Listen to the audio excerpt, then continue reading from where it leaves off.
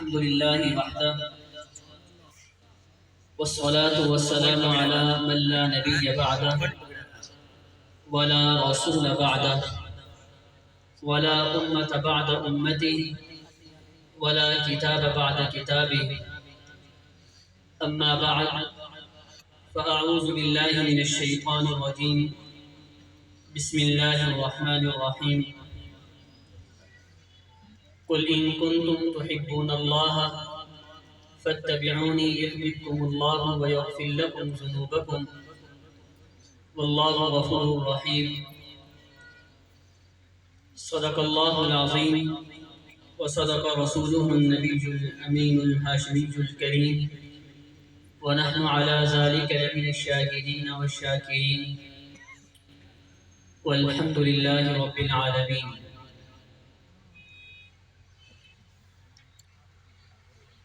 بزرگان محترم، برادران اسلام، اصحاب فکر و نظر، ارباب علم و دانش، قابل سخت تکریم، واجب الاحترام حضرات علماء کرام، مشائخ نظام، معزز سامعین کرام، طلباء کرام، السلام علیکم ورحمۃ اللہ تعالی وبرکاتہ. وعلیکم السلام ورحمۃ اللہ وبرکاتہ.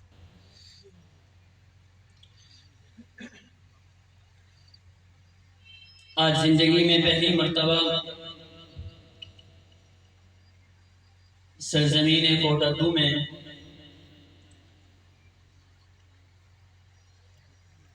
اس نمائندہ، روح پرور، فقید المثال اجتماع سے گفتگو کرنے کا شرف حاصل ہو رہا ہے. دعا ہے کہ اللہ رب العزت ہمارا یہ مل بیٹھنا ہماری نجات، مغفرت، بخشش، جنت میں جانے اور جہنم سے بچنے کا ذریعہ اور سبب بنا دیں.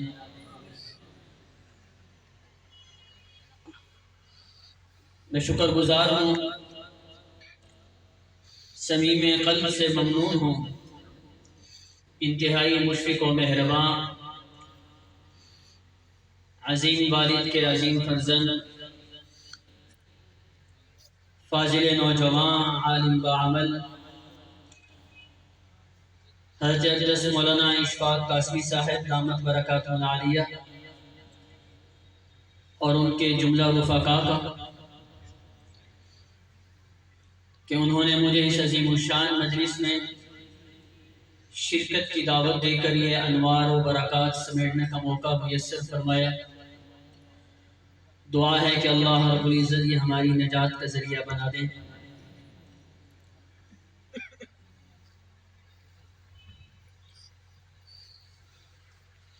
بطور سبق کے چند ایک گزارشات عرض کر کے آپ سے اجازت چاہوں گا.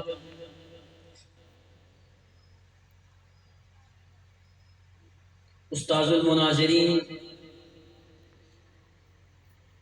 عالم بعمل، ولی کامل، عم محترم حضرت مولانا عمر قریشی صاحب دامت برکاتہ العالیہ کی گفتگو اور بیان کے بعد گفتگو کرنا، بات کرنا، یہ سورج کو چراغ دکھانے کی مانند ہے. تعمیل حکم میں سیرت النبوی صلی اللہ علیہ وسلم کے حوالے سے جو اللہ دل میں ڈالیں گے وہ آپ تک پہنچاؤں گا، اس نیت سے کہ اللہ تعالیٰ مجھے بھی اور آپ کو بھی اس پر عمل کرنے کی توفیق عطا فرمائیں. آمین. کائنات کی افضل ترین، اشرف ترین، اعلیٰ ترین شخصیت جناب رسول اللہ صلی اللہ علیہ وسلم نے نہ صرف یہ کہ اپنوں کے بلکہ بیگانوں کے بھی حقوق بیان فرمائے ہیں. آپ کی تعلیمات میں صرف مسلمانوں کے ہی نہیں بلکہ غیر مسلموں کے بھی ان کے متعلق بھی حقوق ملتے ہیں.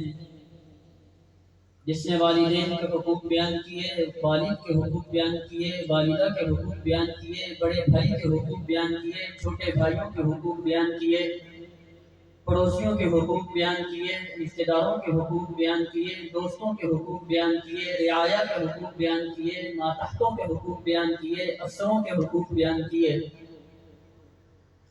اپنوں کے اور غیروں کے، کافروں کے اور مسلمانوں کے حقوق بیان کیے، غرضے کے ہر طبقہ فکر سے تعلق رکھنے والے انسانوں کے ہی نہیں بلکہ تمام مخلوقات یہاں تک کہ حیوانات کے بھی حضور اکرم صلی اللہ علیہ وسلم نے حقوق بیان فرمائے ہیں۔ جس ہستی نے تمام مخلوقات کے حقوق بیان فرمائے ہیں، اس ہستی کے کچھ حقوق مجھ پر اور آپ پر بھی ہیں۔ اس ہستی کے کیا حقوق ہیں؟ میں اپنی اس گفتگو میں آج جناب رسول اللہ صلی اللہ علیہ وسلم کے جو مجھ پر اور آپ پر اور اس امت پر حقوق ہیں ان کو عرض کرنے کی کوشش کروں گا۔ حقوق کے متعلق یاد رکھیے کہ آج ہر کوئی آدمی اپنے رائٹس کے حوالے سے، حقوق کے حوالے سے آواز بلند کرتا ہوا نظر آتا ہے۔ کبھی تو سڑکوں پر خواتین نظر آتی ہیں جو حقوق کا مطالبہ کرتی دکھائی دیتی ہیں، کبھی مرد حضرات نظر آتے ہیں جو اپنے حقوق کا مطالبہ کرتے دکھائی دیتے ہیں، کبھی مزدور طبقہ، کبھی تاجر برادری، کبھی ٹیچر طبقہ۔ جبکہ شریعت کی تعلیم تو یہ ہے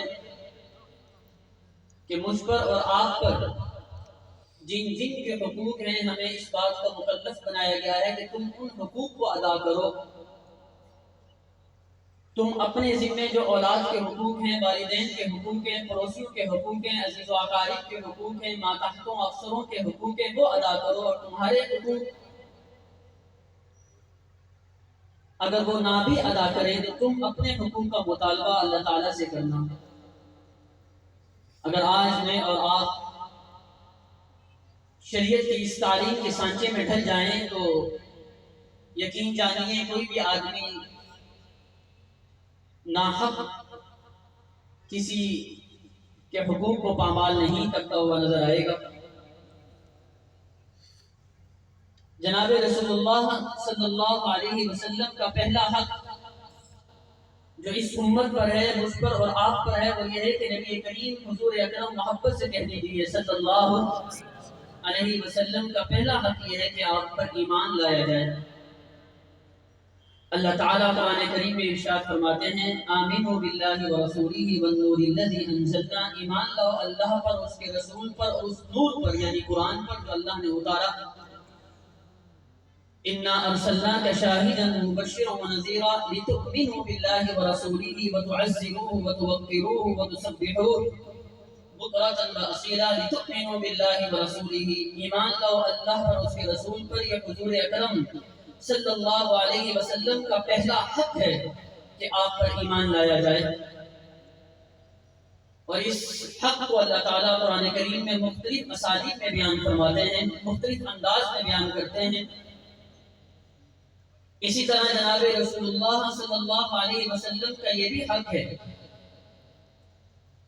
کہ نہ صرف یہ کہ آپ پر ایمان لایا جائے بلکہ آپ کو خاتم النبیین مانا جائے۔ ختم نبوت کا عقیدہ رکھنا یہ بھی حضور کا ہم پر حق ہے۔ جس طرح توحید میں اگر خلل آ جائے تو بخشش نہ ہوگی، اسی طرح اگر جناب رسول اللہ صلی اللہ علیہ وسلم کی ختم نبوت کے حوالے سے خلل آ جائے تو تب بھی بخشش نہ ہوگی۔ نبی تو حضرت آدم بھی تھے، حضرت شیش بھی، حضرت نوح بھی، حضرت ابراہیم، حضرت اسماعیل بھی، یعقوب اور یوسف بھی، موسیٰ اور ہارون بھی، زکریا اور یحییٰ بھی۔ ایک سلسلہ ہے جو آدم علیہ السلام سے شروع ہوا۔ لیکن جناب رسول اللہ صلی اللہ علیہ وسلم صرف نبی ہی نہیں تھے، صرف امام الانبیاء، سید الانبیاء، فخر الانبیاء ہی نہیں بلکہ خاتم الانبیاء بھی ہیں۔ فخر المحدثین علامہ انور شاہ کشمیری نور اللہ مرکزہ کی زبان میں اگر اس کو یوں کہوں تو آپ فرمایا کرتے تھے کہ ختم نبوت ہماری عقیدت بھی ہے اور ہمارا عقیدہ بھی ہے۔ مفتی اعظم پاکستان اور مفتی محمد شفیع رحمۃ اللہ علیہ ارشاد فرماتے ہیں کہ ختم نبوت کا مسئلہ اللہ تعالیٰ نے قرآن کریم میں 100 آیات میں بیان فرمایا ہے۔ وما ارسلناک الا رحمۃ للعالمین وما ارسلناک الا کافۃ للناس بشیرا ونذیرا قل یا ایھا الناس انی رسول اللہ الیکم جمیعا۔ ختم نبوت کا وہ عقیدہ، یہ وہ عقیدہ ہے کہ جس کو صرف مسلمان ہی نہیں مانتا بلکہ جانور بھی مانتے ہیں کہ جناب رسول اللہ صلی اللہ علیہ وسلم صرف نبی ہی نہیں بلکہ خاتم الانبیاء ہیں۔ علامہ جلال الدین سیوطی رحمۃ اللہ علیہ وہ ایک جلیل القدر نام ہے جس کو مدارس کی دنیا سے وابستہ لوگ جانتے ہیں، جو 9ویں صدی ہجری کے عظیم الشان محدث مفسر گزرے ہیں، جس عنوان پر بھی حضرت نے قلم اٹھایا حق ادا کیا ہے۔ ان کی تفسیر جلالین آج بھی ہمارے مدارس کے نصاب کا حصہ ہے۔ خصائص کبریٰ کے نام سے حضور کی خصوصیات پر مشتمل عربی زبان میں کتاب لکھی ہے۔ ان کی قبر مصر میں کے شہر قاہرہ میں ہے۔ مجھے اپنے والد محترم کے ساتھ ان کی قبر پر حاضری کا شرف بھی حاصل ہوا ہے۔ حضرت نے ایک حدیث نقل کی ہے جس سے اندازہ ہوتا ہے کہ ختم نبوت کا عقیدہ صرف مسلمان اور انسان ہی نہیں، یہ عقیدہ تو جانوروں کا بھی ہے۔ عن عمر بن الخطاب رضی اللہ تعالی عنہ ان رسول اللہ صلی اللہ علیہ وسلم كان في محفل من اصحابه کہ حضور اکرم صلی اللہ علیہ وسلم اپنے صحابہ کی مجلس میں تھے، محفل میں تھے۔ فَإِذَا جَاءَ أَعْرَابِيٌّ مِّن بَنِي سُلَيْمٍ ایک بدو قبیلہ بنی سلیم سے تعلق تھا، وہ آیا۔ فَقَدْ صَادَ ذَبًّا اس نے ایک گوہ کو شکار کیا تھا۔ حضور کے سامنے گوہ کو پہن کر کہنے لگا فَقَالَ وَاللَّاتِ وَالْعُزَّى لَا آمَنْتُ بِكَ حَتَّى يُؤْمِنَ بِكَ هَذَا الذَّبُّ لات اور عزا بت کی قسم میں آپ پر اس وقت تک ایمان نہیں لے کر آؤں گا جب تک کہ یہ مردہ گوہ آپ پر ایمان لے کر نہیں آئے گی۔ اور وہ یہ جانتا تھا کہ مردہ تو انسان نہیں بولتا تو گوہ کیسے بولے گی۔ انسان اگر زندہ ہو تو تکلم کرتا ہے، گفتگو کرتا ہے، بات کرتا ہے۔ جانور تو زندہ ہو تب بھی بات نہیں کر سکتا، مر جائے تو بطری کے اولا بات نہیں کر سکے گا۔ تو اس نے حضور سے کہا کہ اگر یہ بول پڑا تو میں آپ پر ایمان لے آؤں۔ فقال رسول اللہ صلی اللہ علیہ وسلم یا غد، آپ نے خطاب کیا ہے گوہ، اللہ نے اس میں جان ڈالی، قوت گویائی عطا کی۔ اس نے کہا لبیک وسعدیک، میں حاضر، وسعدیک کا ترجمہ میں صدقے جاواں کہ مجھے جناب رسول اللہ نے پکارا ہے، میرا بختہ جاگ اٹھا، میرا نصیبہ جاگ اٹھا۔ لبیک وسعدیک، میں حاضر اور میری خوش نصیبی کے لسان نبوت سے مجھے پکارا گیا۔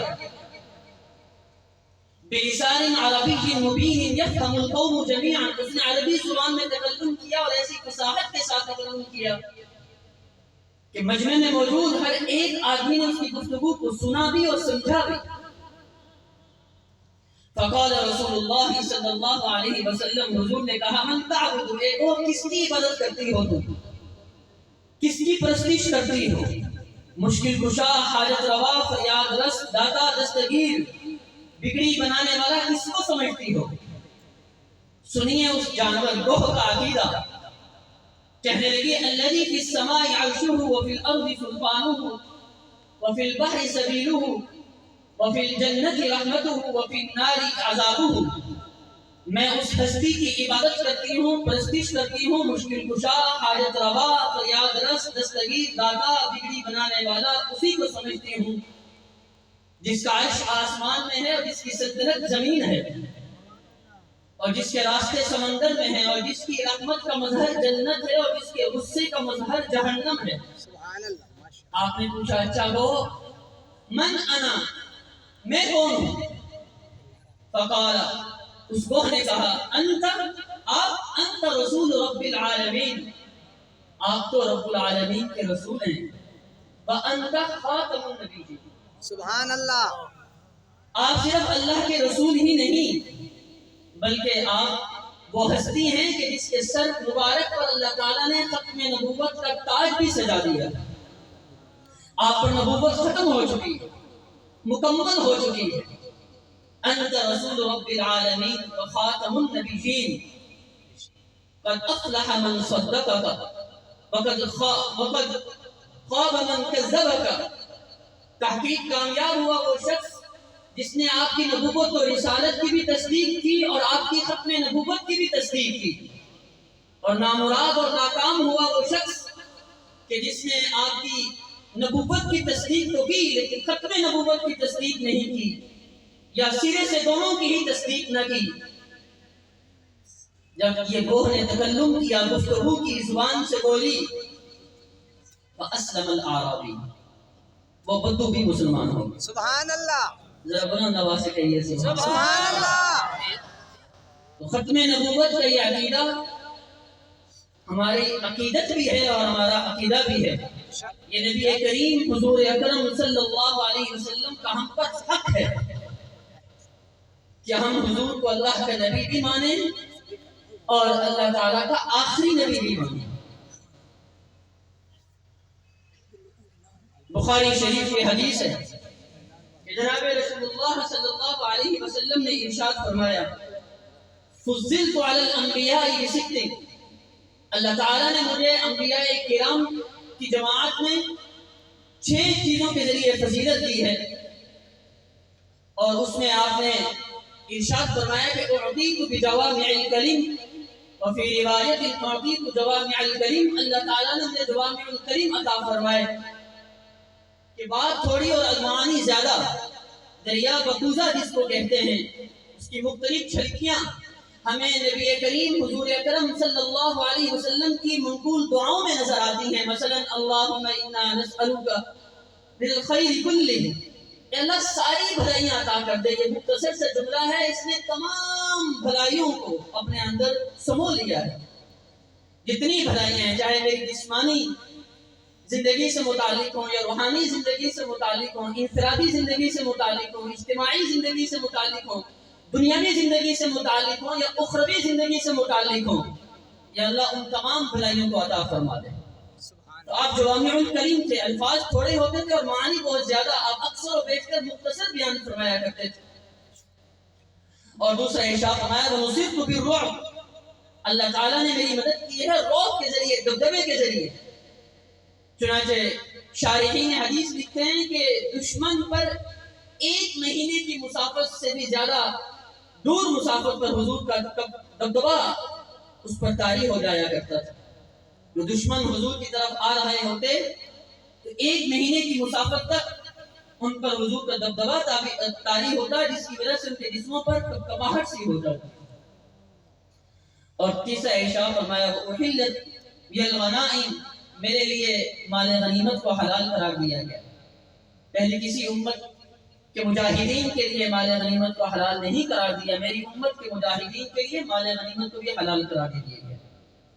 وَجُعِلَتْ لِيَ الْأَرْضُ مَسْجِدًا وَطَهُورًا، اور میرے لیے پوری روئے زمین کو اللہ تعالیٰ نے مسجد بنا دیا ہے اور پاک بنا دیا ہے. پہلی امتوں کا اگر مطالعہ کریں تو قوم موسیٰ، قوم عیسیٰ اور دیگر انبیاء کی اقوام پر یہ لازم تھا کہ جب نماز کا وقت آئے تو مسجد میں پہنچو، معبد میں پہنچو، عبادت خانے میں پہنچو. وہاں پہنچ کر اگر نماز ادا کرو گے تو ادا ہوگی. اگر وہاں نہ پہنچ سکے، پہاڑ کی چوٹی پر ہو یا صحرا میں ہو یا سمندر کی موجوں میں ہو اور نماز کا وقت ہو گیا ہے، تم نماز پڑھنا لازم ہے، لیکن اس کے لیے مسجد میں جانا ضروری تھا. لیکن اس امت کے لیے فرما دیا گیا کہ اگر تم فضاؤں میں ہو جہاز میں، یا سمندر کی موجوں میں ہو کشتی میں، یا تم صحرا میں ہو یا پہاڑ کی چوٹی پر ہو، نماز کا وقت ہو گیا، مسجد قریب نہیں ہے، دور دور تک نام و نشان نہیں ہے، اسی مسجد جہاں پر بھی موجود ہو زمین پر کھڑے ہو جاؤ، پہاڑ کی چوٹی پر کھڑے ہو جاؤ. اور اگر زمین نہیں ہے، فضا ہے، تو جب نماز جہاز کے اندر ہی پڑھ لو یا سمندر کی موجوں میں پڑھ لو، اللہ فرماتے ہیں تمہاری نماز میں قبول کر لوں. سبحان اللہ. وضو کے بغیر نماز نہیں ہوتی، پانی نہیں تو وضو نہیں. فرمایا تیمم کر لو، اس کے ساتھ بھی نماز ادا ہو جائے. یہ میری خصوصیت ہے. جناب رسول اللہ صلی اللہ علیہ وسلم نے ارشاد فرمایا کہ اللہ تعالیٰ نے مجھے فضیلت دی ہے پانچواں فرمایا وہ ارسلت الی الخلق کافۃ، اللہ تعالیٰ نے مجھے اقوام عالم کی طرف نبی بنا کر بھیجا ہے۔ اور چھٹا فرمایا وختم بی النبیون، اللہ تعالیٰ نے میرے ذریعے تکمیل نبوت فرما دی، نبوت مکمل ہو گئی۔ یہ پہلا حق ہے، ذرا اپنی زبان سے بول دیجیے کہ پہلا حق ہم پر جو ہے وہ کیا ہے؟ حضور اکرم صلی اللہ علیہ وسلم، ذرا اونچی آواز سے بولیں، حضور پر ایمان لانا اور ختم نبوت کا عقیدہ رکھنا، حضور پر ایمان لانا اور ختم نبوت کا دوسرا حق مجھ پر اور آپ پر جناب رسول اللہ کا یہ ہے کہ کثرت سے درود پاک پڑھنا۔ سبحان اللہ، یہ حضور کا مجھ پر اور آپ پر حق ہے بے شک کہ میں اور آپ حضور اکرم صلی اللہ علیہ وسلم پر کثرت سے درود پاک پڑھیں۔ بے شک حدیث پاک میں آتا ہے کہ آپ نے ارشاد فرمایا کہ من صلی علیہ صلاۃ واحدا صلی اللہ علیہ عشرا، او کما قال کہ جو مجھ پر ایک مرتبہ درود بھیجتے ہیں اللہ اس پر 10 رحمتیں اتارتے ہیں۔ سبحان اللہ، کیا عظیم الشان ہستی ہے کہ درود تو ہم حضور پر پڑھیں اور رحمت ہم پر اترے۔ اللہ بے شک یہ جناب رسول اللہ صلی اللہ علیہ وسلم کا مقام ہے۔ اور ایک حدیث پاک میں آتا ہے کہ اس آدمی نے مجھ پر درود پاک پڑھا، اللہ 10 رحمتیں اتارتے ہیں، 10 گناہ معاف فرماتے ہیں اور 10 درجات بلند فرما دیتے ہیں۔ یہ عام دنوں میں فضیلت ہے، اور جس نے جمعے کے دن درود پاک پڑھا تو ایک مرتبہ پڑھنے پر اللہ 70 درجے بلند فرما دیتے ہیں۔ سبحان اللہ، حضرت ابو درداء رضی اللہ تعالیٰ عنہ کو عجیب روایت نقل کرتے ہیں کہ حضور اکرم صلی اللہ علیہ وسلم نے ارشاد فرمایا کہ جو آدمی مجھ پر درود پڑھتا ہے، من صلی علیہ صلاۃ حین یصبح عشرا وحین یمسی عشرا، جو آدمی مجھ پر 10 مرتبہ صبح کے وقت درود پڑھ لے اور 10 مرتبہ شام کے وقت میں درود پڑھ لے تو آپ نے فرمایا ادرکتہ شفاعتی یوم القیامہ، او کما قال، تو مجھ محمد پر اس کی سفارش کرنا قیامت کے دن لازم ہو چکا ہے۔ اللہ سبحان اللہ، غالباً حضرت قاری حنیف ملتانی رحمۃ اللہ علیہ کی گفتگو سن رہا تھا، اس میں انہوں نے یہ جملہ ارشاد فرمایا تھا، غلط ہوگا تو حضرات اہل علم میری اصلاح فرما دیں گے۔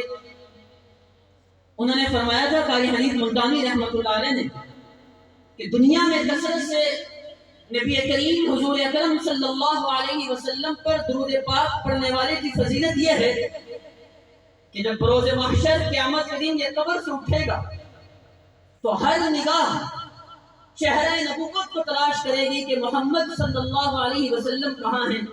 لوگوں کی نگاہیں متلاشی ہوں گی چہرہ نبوت کی کہ حضور کہاں ہیں، اور حضور کی نگاہیں تلاش کر رہی ہوں گی اس شخص کو جو دنیا میں حضور پر کثرت سے درود بھیجتا ہوگا۔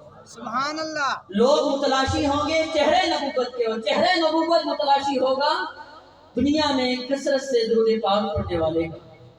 اس کی تائید اس حدیث سے بھی ہوتی ہے جو ترمذی شریف کی ہے کہ ان اول الناس بیوم القیامت اکثرهم علیہ صلاۃ، کہ قیامت کے دن مجھ محمد کے سب سے زیادہ قریب لوگوں میں سے وہ شخص ہوگا جو دنیا میں مجھ پر کثرت سے درود بھیجتا ہوگا۔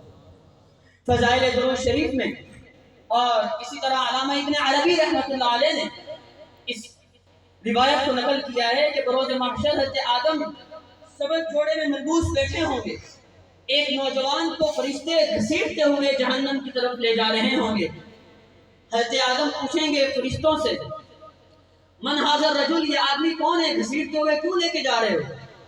تو وہ کہیں گے یہ امت محمدیہ کا ایک گناہگار نوجوان ہے، اس کا فیصلہ جہنم کے بارے میں ہوا ہے، اس لیے اس کو جہنم کی طرف لے جایا جا رہا ہے۔ حضرت آدم کہیں گے یا محمد اخبرہ، اے محمد عربی اپنے نوجوان گناہگار امتی کی خبر لیجئے۔ جناب رسول اللہ تشریف لائیں گے اور فرشتوں سے کہیں گے ذرا رکو، میں بارگاہ خداوندی میں جاتا ہوں۔ حضور اکرم صلی اللہ علیہ وسلم اپنی داڑھی مبارک پکڑ کر اللہ کی بارگاہ میں تشریف لے جائیں گے، حاضر ہوں گے اور اللہ تعالیٰ کی حمد و ثنا کرنے کے بعد اپنی جیب سے ناخن کے برابر کچھ چیز نکالیں گے اور اس گناہگار امتی کے نیکیوں کے پلڑے میں رکھیں گے تو نیکیوں کا پلڑا بھاری ہو جائے گا، گناہوں کا پلڑا ہلکا ہو جائے گا۔ آواز آئے گی توبہ توبہ، خوشخبری ہو اس نوجوان کے لیے جس کا جہنم کا فیصلہ ختم کر دیا گیا اور جنت کا فیصلہ سنا دیا گیا۔ وہ نوجوان ان فرشتوں سے پوچھے گا من ھذا الرجل، یہ آدمی کون ہے جس نے مجھ پر احسان کیا کہ میرے نامہ اعمال میں نیکیوں کے پلڑے میں اپنی جیب سے ناخن کے برابر کوئی چیز نکالی اور رکھی، جس کی وجہ سے میرا نیکیوں کا پلڑا وزنی ہو گیا، گناہوں کا پلڑا ہلکا ہوا، جہنم کا فیصلہ ختم ہوا، جنت کا فیصلہ بارگاہ عزتی سے صادر ہوا۔ یہ ہستی کون ہے؟ یہ محسن کون ہے؟ تو وہ کہیں گے ھذا نبیک و حبیبک محمد صلی اللہ علیہ وسلم، یہ ہستی اور یہ محسن آپ کے حبیب جناب رسول اللہ صلی اللہ علیہ وسلم ہیں۔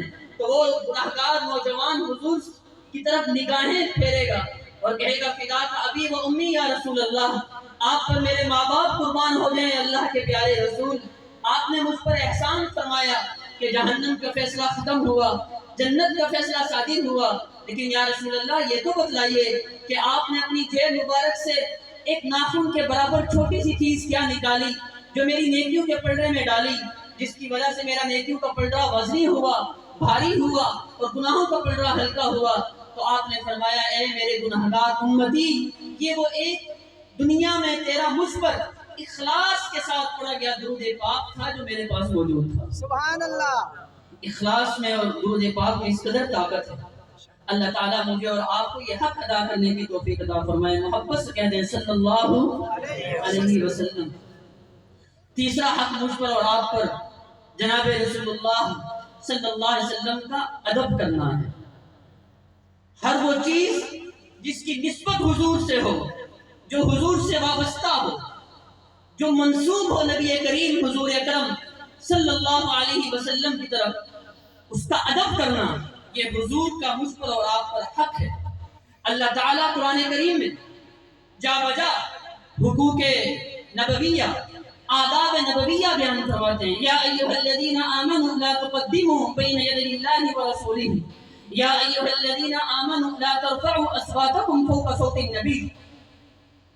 اپنے آپ کو حضور سے آگے نہ بڑھاؤ۔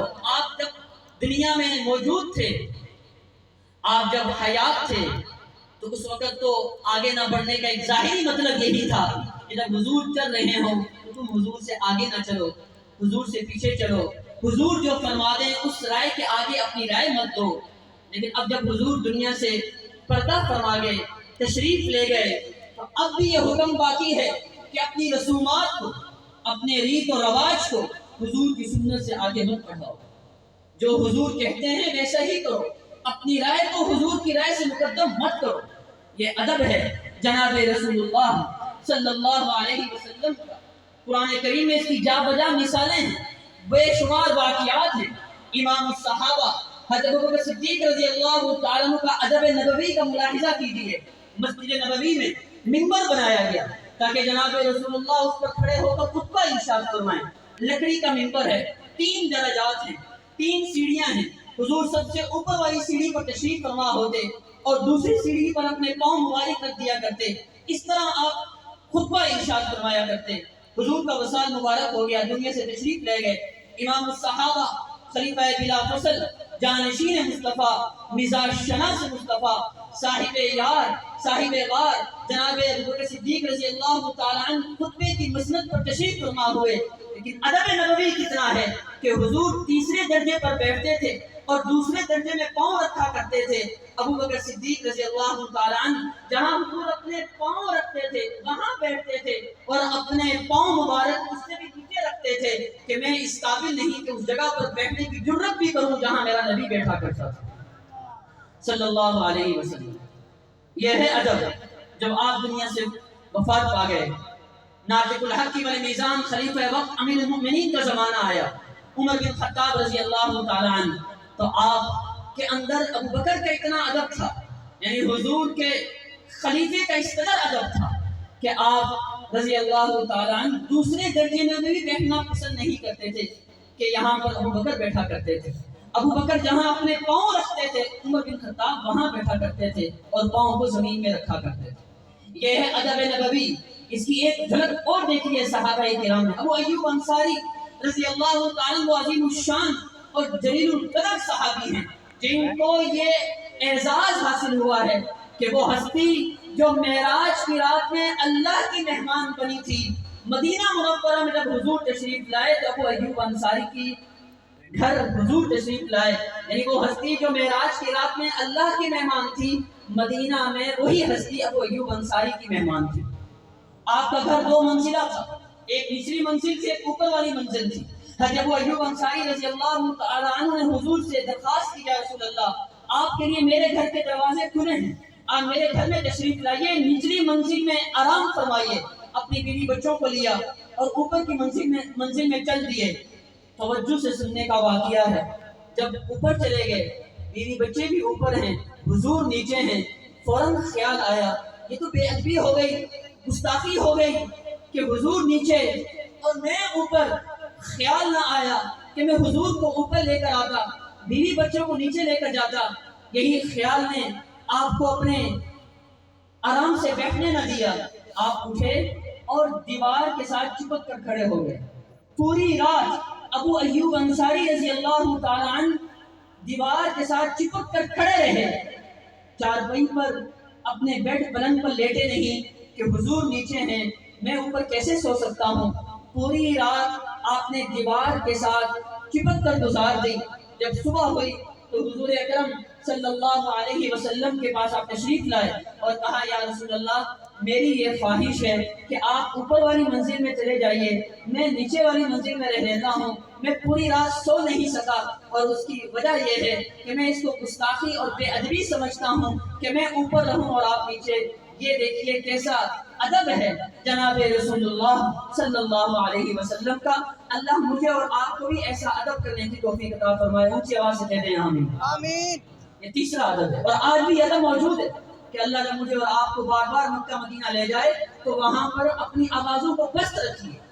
چنانچہ اہل علم فرماتے ہیں جب حدیث پڑھی جا رہی ہو، حدیث بیان کی جا رہی ہو، حدیث کی تلاوت کی جا رہی ہو تو یوں سمجھو جیسے نبی کریم حضور اکرم صلی اللہ علیہ وسلم گفتگو فرما رہے ہیں. اس لیے جس طرح حضور کی مجلس میں بولنا اور اونچی آواز سے بات کرنا گستاخی اور بے ادبی تھی، جس مجلس میں حدیث کا درس ہو رہا ہو وہاں پر بھی اونچی آواز سے گفتگو کرنا یہ حضور کی بے ادبی سمجھی جائے گی. اور کتنا ادب تھا. امام مالک رحمۃ اللہ علیہ کے بارے میں آتا ہے کہ امام مالک رحمۃ اللہ علیہ کے پاس جب کوئی آدمی آتا کہ میں فقہی مسئلہ پوچھنا چاہتا ہوں تو امام مالک تشریف لاتے اور فقہی مسئلے کا جواب دیتے. یہ حلال ہے یا حرام، جائز ہے ناجائز، صحیح ہے یا غلط، درست ہے یا نہیں، جواب دیتے چلے جاتے.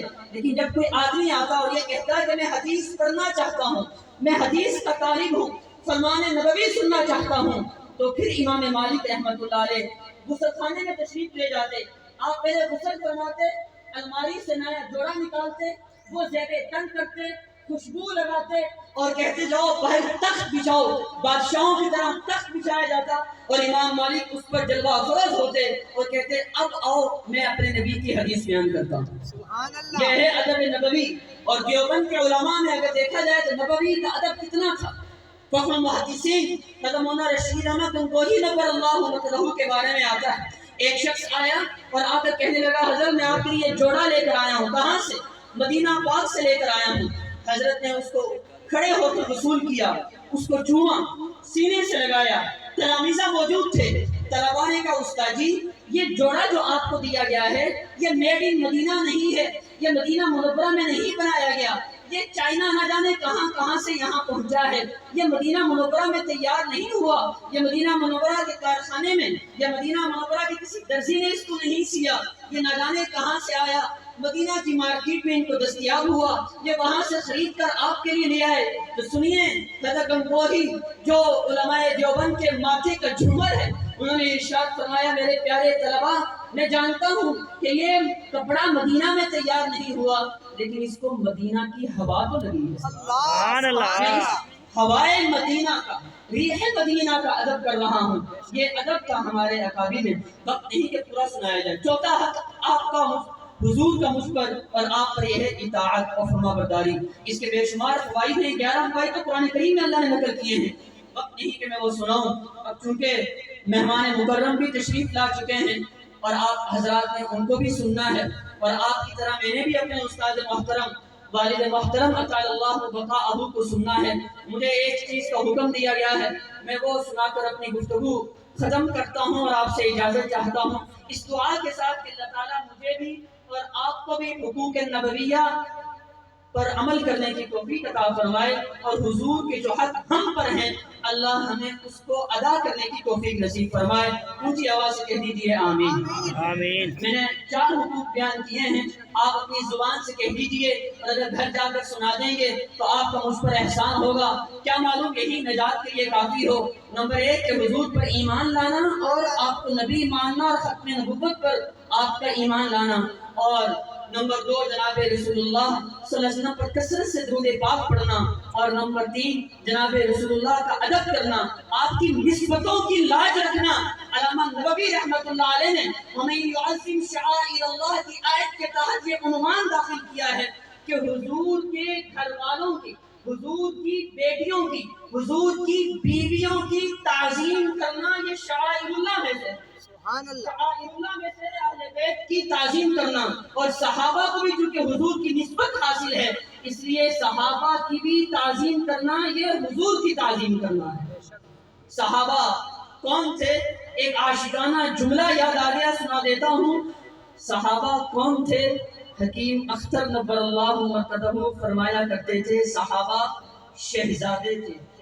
بے شک, سبحان اللہ, صحابہ کرام یہ شہزادوں کا گروہ تھا. اور فرماتے ہیں کہ آج کل ہر کمی چرسی نکما آدمی کھڑے ہو کر صحابہ کرام پر زبان درازی کرتا ہے. کبھی امیر معاویہ کے حوالے سے, کبھی حضرت عثمان بن عفان کے حوالے سے, کبھی ناطق الحق والمیزان خلیفہ وقت امیر المؤمنین عمر بن خطاب کے حوالے سے, اور کبھی ابو بکر اور علی کے حوالے سے. ان کی کیا مجال ہے, کیا کبھی چرسی اور کمی درجے کا آدمی بھی شہزادوں کی گرفت کر سکتا ہے یا شہزادوں پر جملے کر سکتا ہے؟ یاد رکھیے شہزادوں کی اصلاح صرف بادشاہ کیا کرتا ہے, بادشاہ کے علاوہ کوئی شہزادے کے بارے میں حکم صادر نہیں کر سکتا. اور صحابہ کے شہزادے صرف 2 ہیں, ایک صحابہ کے بادشاہ صرف 2 ہیں, ایک اللہ ہے اور دوسرے رسول اللہ ہے. سبحان اللہ, بے شک, ایک اللہ ہے اور دوسرے رسول اللہ. پھر چوتھا حضور کا ہم کا حق ہے اطاعت کرنا. میرے بھائیوں, اللہ تعالیٰ نے جس نبی کا ہمیں امتی بنایا, جس نبی کی شریعت ہمیں عطا کی ہے, یہ مجھ پر اور آپ پر اللہ تعالیٰ کا بڑا احسان ہے. بلکہ ایک جملہ عرض کیا دیتا ہوں, غلط ہوگا تو حضرات اہل علم میری اصلاح فرمائیں گے. اللہ تعالیٰ نے اگر مجھے اور آپ کو بخشنا نہ ہوتا تو اللہ مجھے اور آپ کو محمد عربی کا امتی بھی نہ بناتا صلی اللہ علیہ وسلم. دعا ہے کہ اللہ میرا اور آپ کا خاتمہ ایمان پر فرما دے, جنت پکی ہے انشاءاللہ. انشاءاللہ, دعا ہے کہ اللہ میرا اور آپ کا خاتمہ ایمان پر فرما دے. تبھی تو اللہ نے اتنی عظیم الشان ہستی کا امتی بنایا ہے بے شک, کہ جس کا دین محفوظ ہے, جس پر اترنے والی کتاب محفوظ ہے, جس پر اترنے والا شریعت آج بھی محفوظ ہے. اقوام عالم میں سے کوئی بھی قوم یہ دعویٰ نہیں کر سکتی کہ ہم آسمانی کتاب کو ماننے والے, پیغمبر کو ماننے والے, ہمارا دین محفوظ ہے. صرف ایک قوم دنیا میں ہے, مسلمان, جو اپنا سینہ تان کر سر فخر سے بلند کر کے کہہ سکتا ہے کہ نہ صرف یہ کہ ہم جس نبی کو مانتے ہیں اس کی پوری زندگی محفوظ ہے, اس کے فرمودات محفوظ ہیں, اس کے ارشادات محفوظ ہیں. احادیث کی شکل میں 10 لاکھ کم و بیش احادیث پوری امت تک محدثین نے محفوظ فرمائی ہیں. 50,000 علماء کرام محدثین کی زندگیاں اللہ نے حدیث کی برکت سے محفوظ فرمائی ہیں. وقت نہیں کہ اس کی تفصیل میں جاؤں. ہمارے نبی پر اترنے والی کتاب قرآن کریم حرف بحرف نقطہ بنقطہ سطر بسطر محفوظ ہے. اس کی گواہی غیر مسلموں نے بھی دی ہے.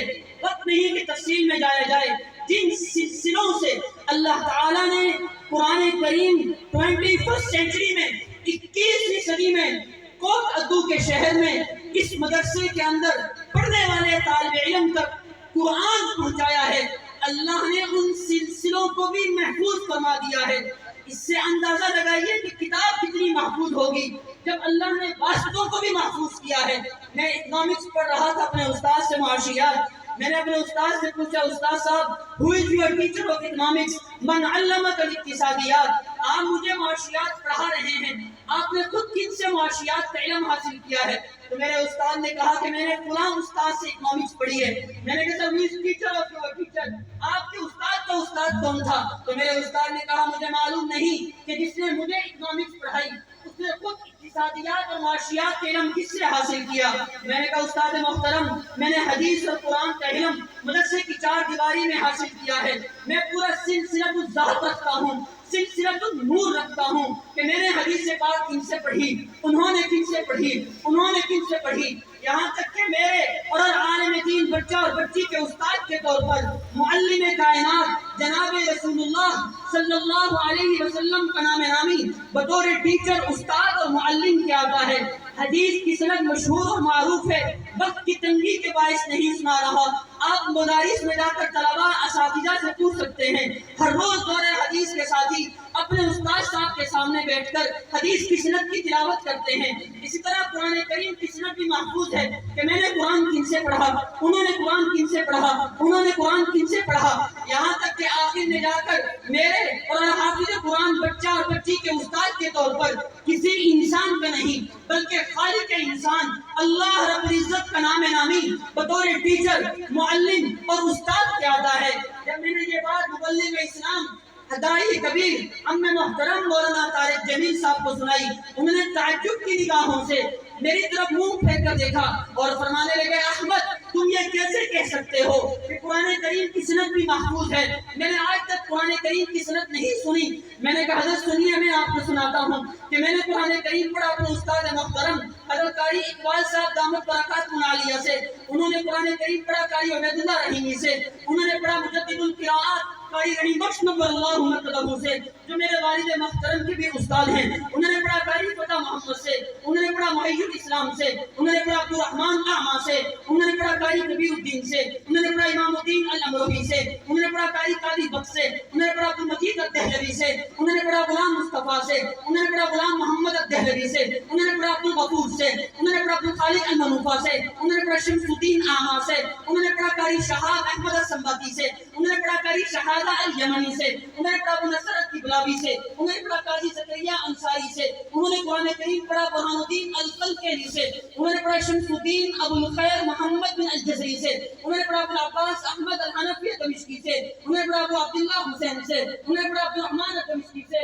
انہوں نے پڑھا ابو الحسن علی بن محمد السخاوی سے، انہوں نے پڑھا ولی اللہ ابو محمد قاسم الشاطبی سے، انہوں نے پڑھا ابو الحسن علی بن حسین سے، انہوں نے پڑھا ابو داؤد سلیمان بن خلف سے، انہوں نے پڑھا ابو عمر عثمان بن سعید الدانی سے، انہوں نے پڑھا ابو الحسن طاہر بن قلقوم سے، انہوں نے پڑھا ابو الحسن علی بن محمد الہاشمی سے، انہوں نے پڑھا ابو العباس احمد الاشنائی سے، انہوں نے پڑھا ابو محمد عبید بن صباح سے، اور انہوں نے قرآن کریم پڑھا سید الطائفہ ابو عمر حفص الکوفی سے، انہوں نے پڑھا امام عاصم کوفی سے، انہوں نے پڑھا شیخ سعد بن الیاس سے، اور سعد بن الیاس نے قرآن کریم پڑھا عثمان بن عفان، علی بن ابی طالب، زید بن ثابت، ابی بن کعب، عبداللہ بن مسعود رضوان اللہ تعالی علیہم اجمعین سے. اور ان 5 صحابہ کرام نے قرآن پڑھا، سمجھا، سیکھا صاحب قرآن جناب رسول اللہ صلی اللہ علیہ وسلم سے، اور جناب رسول اللہ نے قرآن کریم لیا سید الملائکہ جبرائیل امین علیہ السلام سے، اور جبرائیل امین نے قرآن لیا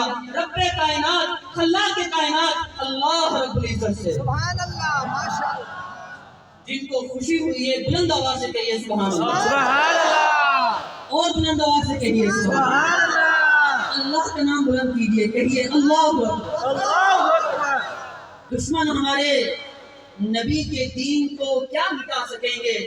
اللہ تعالیٰ نے جن سلسلوں سے مجھ تک 21ویں صدی میں یہ قرآن پہنچایا ہے، اللہ نے ان سلسلوں کو بھی محفوظ کر دیا. سبحان اللہ. بے شک کتنے نام لیے، ان میں سے کون کب پیدا ہوا، کہاں پیدا ہوا، شاگرد کتنے تھے، استاد کون تھے، بچے کتنے تھے، ان کی بچیاں کتنی تھیں، انہوں نے کس کس مدرسے میں پڑھا، ان کا سن وفات کیا ہے، ان کا سن پیدائش کیا ہے، ان کو موت کس طرح واقع ہوئی تھی. اللہ نے یہ زندگی بھی محفوظ کر دی. سبحان اللہ. بے شک ارادہ کرتے ہیں کہ وہ اپنے بچے اور بچی کو جامعہ مزار العلوم میں اور دارالمبلغین میں حضرت مولانا عمر قریشی صاحب کے ادارے میں اور جتنے بھی کوڑوں میں یا پاکستان میں پنجاب میں چھوٹا بڑا کچا پکا مدرسہ ہے، آپ وہاں پر اپنے بچوں کو داخل کریں گے انشاءاللہ. انشاءاللہ. آپ پھر اس سلسلے سے جڑ کر اپنے بچوں کو اللہ اور اس کے نبی کا شاگرد بنائیں گے انشاءاللہ. انشاءاللہ. قرآن سب سے اوپر، بے شک کتب سب کی سب نیچے ہیں. قرآن سب سے اوپر، کتب سب کی سب نیچے ہیں. اسی کا حافظ آگے، सदर गुजारा पीछे हैं, मदारिस मसाजिद में यही पढ़ाया जाता है, उसी की बख्शिश होती है जो इनसे दिल लगाता है। ममा अलैना इल्लल बलाग। माशाअल्लाह, जज़ाक